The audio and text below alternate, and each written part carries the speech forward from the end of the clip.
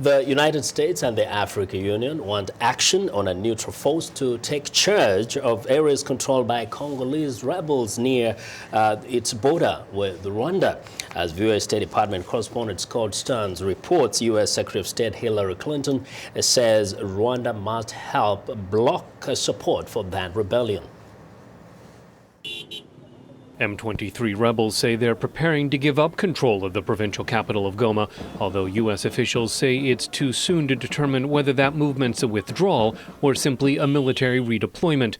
At the State Department with African Union Chair Nkosazana Dlamini-Zuma, U.S. Secretary of State Hillary Clinton says the only way forward for those rebels is to keep to the terms of a deal reached in Uganda. They must meet their commitments under the Kampala Accords to cease their attacks, withdraw from Goma, and pull back to the July lines. As part of that deal, Congolese President Joseph Kabila, Ugandan President Yoweri Museveni, and Rwandan President Paul Kagame agreed on a neutral force to take charge of rebel areas.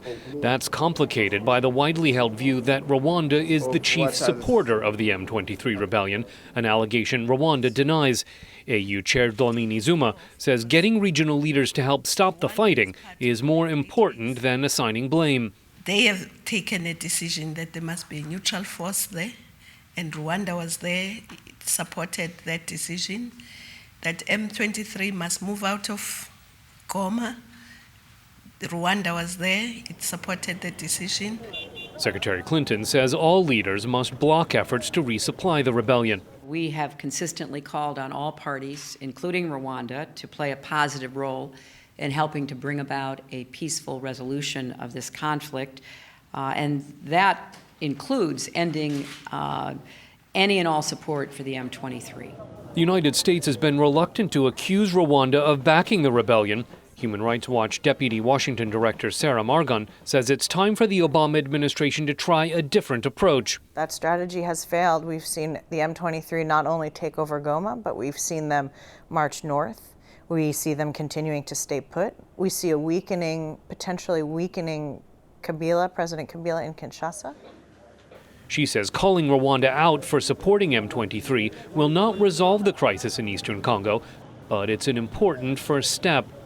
Rwanda does need to be a part of the conversation, but they also need to understand that they can't continue doing what they've been doing. It's simply unacceptable.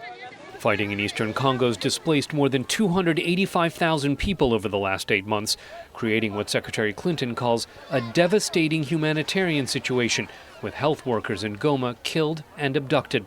Scott Stearns, VOA News, the State Department.